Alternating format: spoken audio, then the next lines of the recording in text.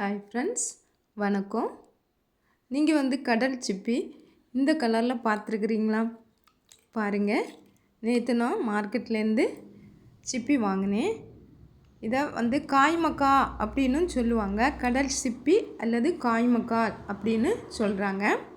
இந்த கடல் சிப்பியில் நிறைய அயோடின் இருக்குது. இது நமக்கு உடம்புல நிறைய அயோடின் சத்தை அதிகப்படுத்துறதுனால தைராய்டு ப்ராப்ளம் வரவே வராது. இதை நம்ம அடிக்கடி வாங்கி சமைக்கணும். இங்கே பாருங்கள், இப்போ இதில் கலர் சேஞ்சும் ஆகியிருக்குது. இது எதனாலன்னு சொல்கிறதுக்கு உங்களுக்கு தெரிஞ்சன்னா எனக்கு கமெண்டில் சொல்லுங்கள். பாதி இந்த கடற்சிப்பி இந்த கலரில் வேக வச்ச பிறகு இருக்குது. பாதி இந்த ஒயிட் கலரில் இருக்குது. பாருங்கள், இப்படி இருக்குது. இது நம்ம நல்லா க்ளீன் பண்ணிவிட்டு வேக வைக்கணும். அது அப்படியே பாயில் ஆனதும் இதனோட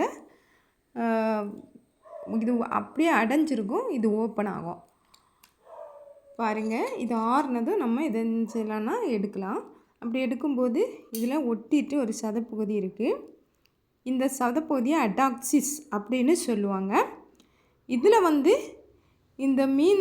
இந்த சிப்பி உணவு உட்கொள்ளும்போது இது திறந்தே இருக்கும்.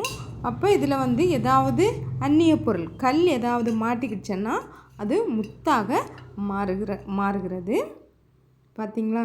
இதில் நிறைய புரோட்டீன் சத்து, அயோடின் சத்து அதிகமாக இருக்குது.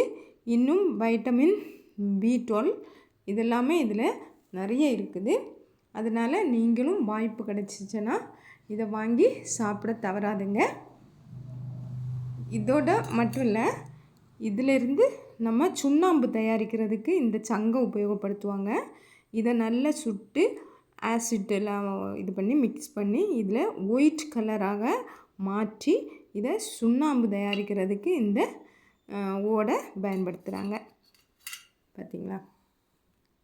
தேங்க்ஸ்.